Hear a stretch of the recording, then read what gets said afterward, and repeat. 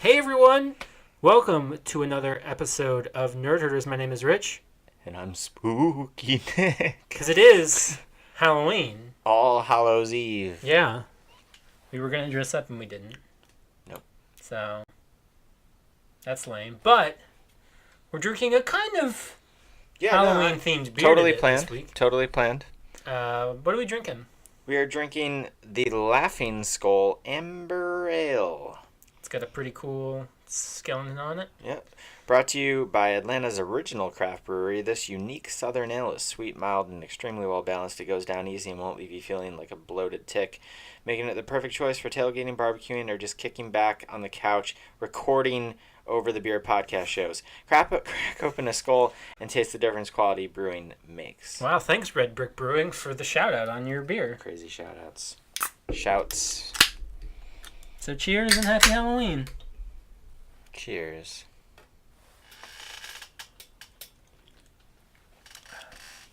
Spooky. I'm feeling spookier.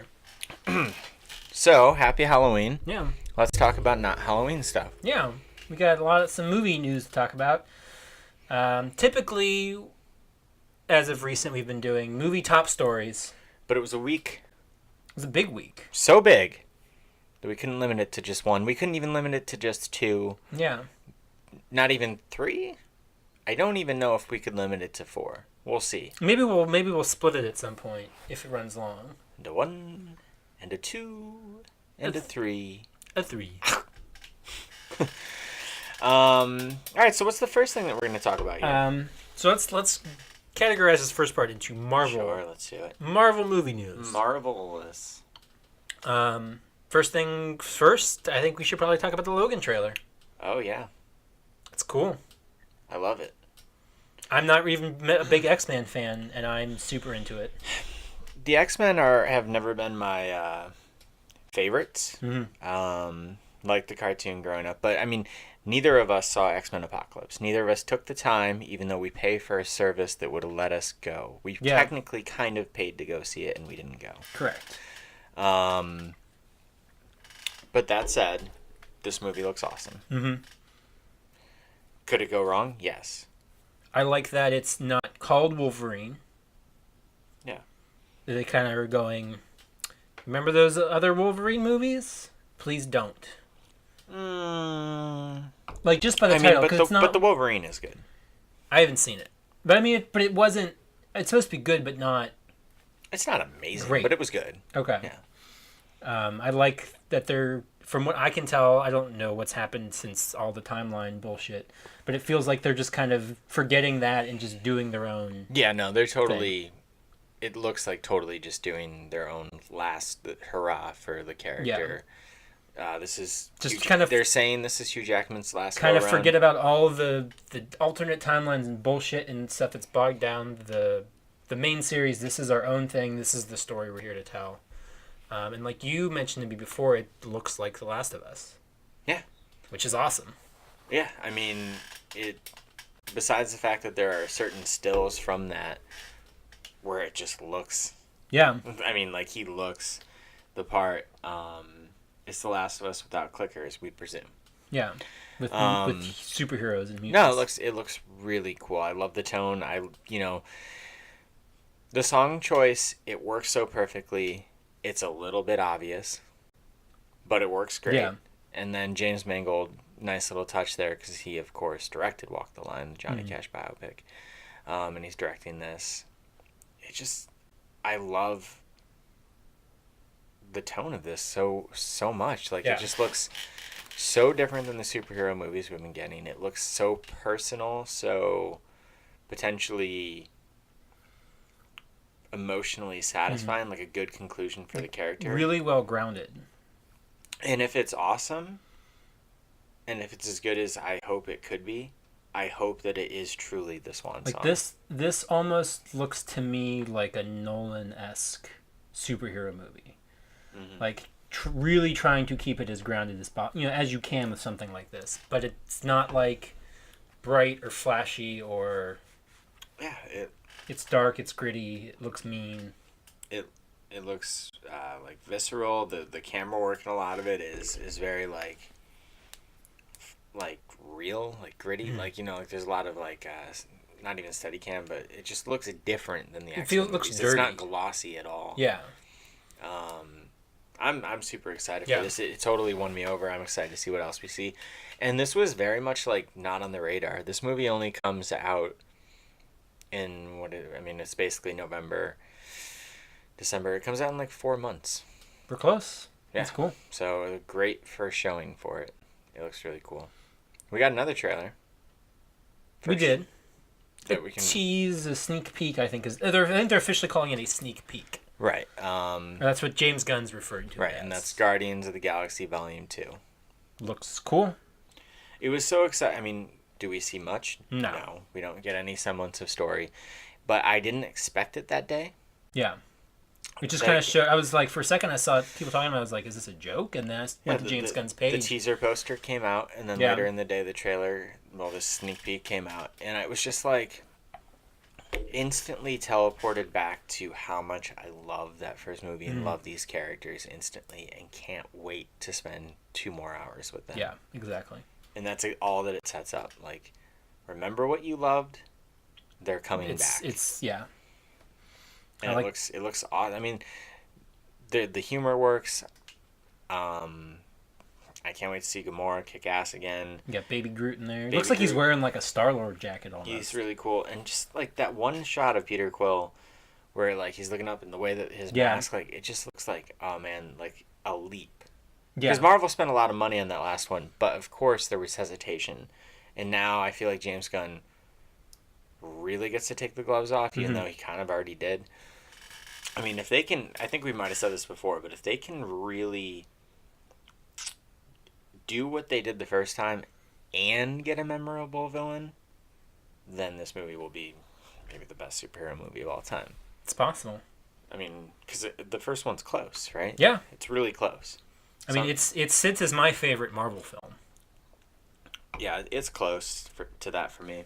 But that's the last time, and I still think to this day, the first Guardians, and it's not mine, but it's the last time that I remember walking out of a movie and thinking instantly, this could be somebody's favorite movie of all time. Yeah. Defendably.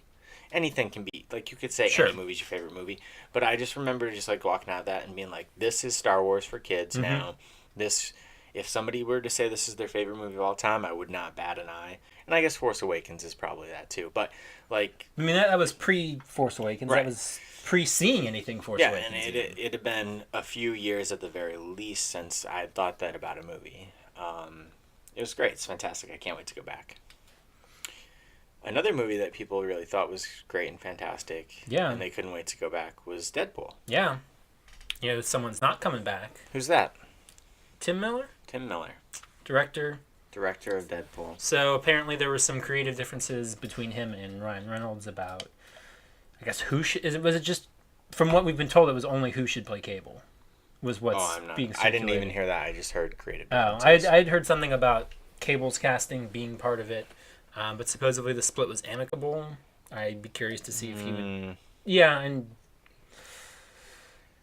It reads a little differently depending upon what news outlet you read it from. Yeah, no, I mean, I heard that. I heard the amicable part. But I think that's Hollywood talk. Sure. Like, I just can't imagine, and, you know, maybe I'm totally wrong, but I can't imagine that under any circumstance he wanted to not make this movie. Oh, sure. So how can you not be salty about it?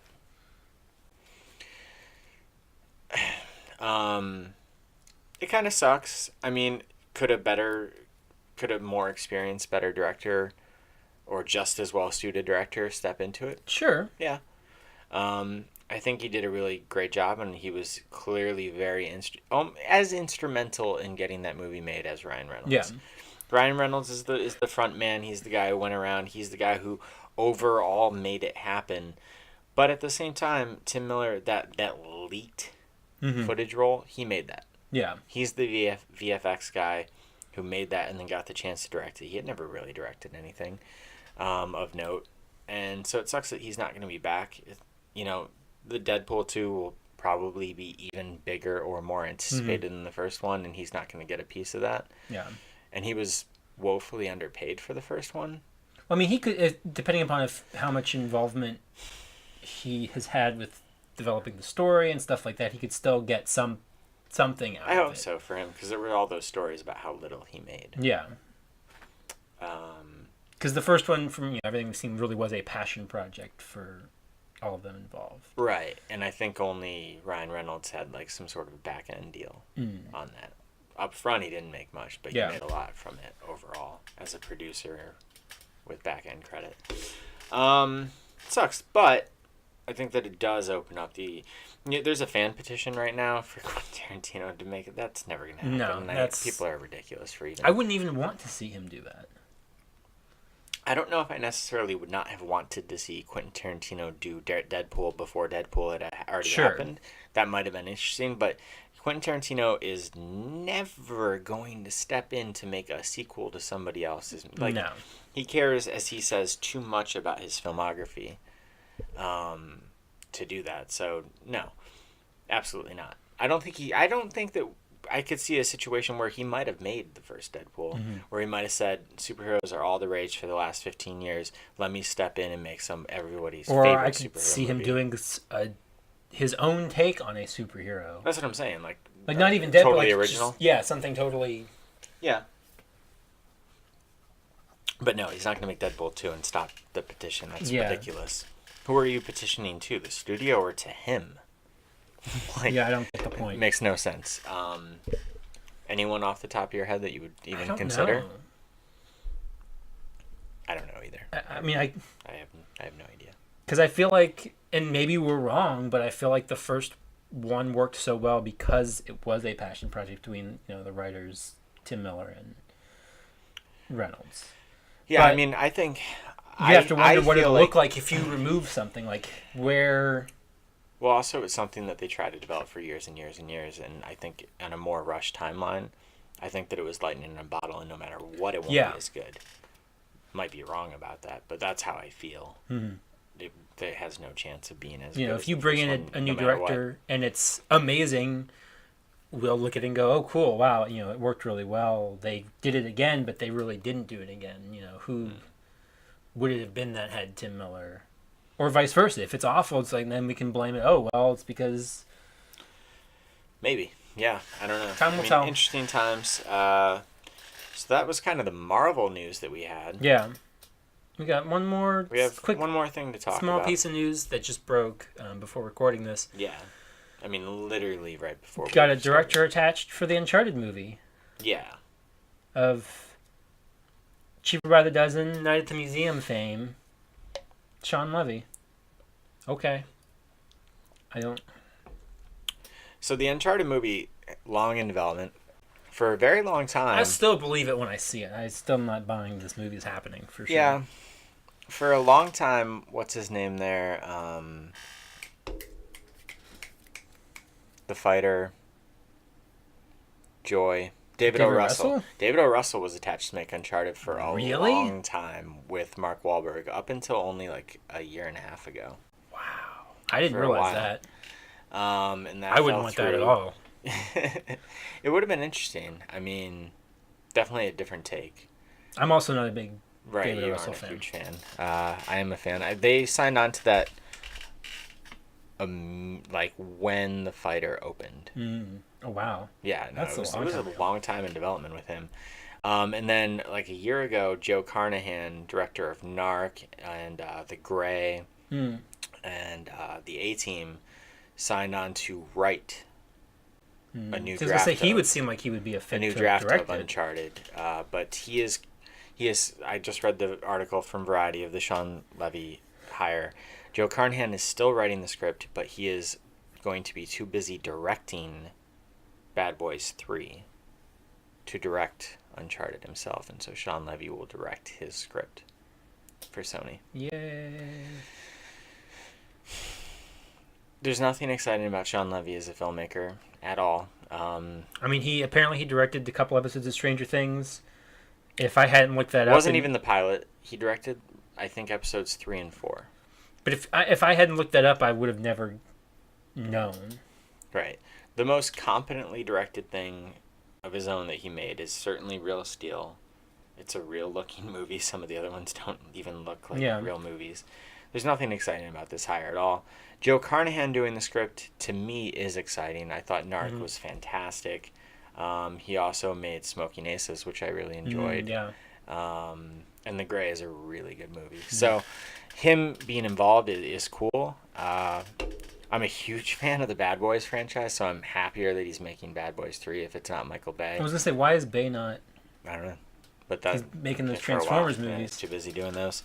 So, yeah, that's the news. It's lame, though. Yeah. Who do you get to play Nathan Drake? Because if you'd done it a decade ago, then everybody's dream of it being Nathan Fillion. Yeah. Sure, but not anymore. No. I mean, if you did like an older Drake storyline, you could have Nathan Fillion doing it. And not that Nathan Fillion is old, but he's not.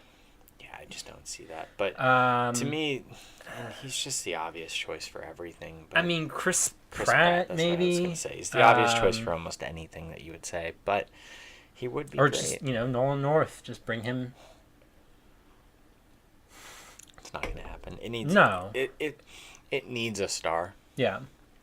Chris Pratt would be perfect. But then he would never be able to be Indiana Jones. I mean, he may not ever be to be Indiana Jones anyway. Well, that's news for another day. Yeah, that's another discussion.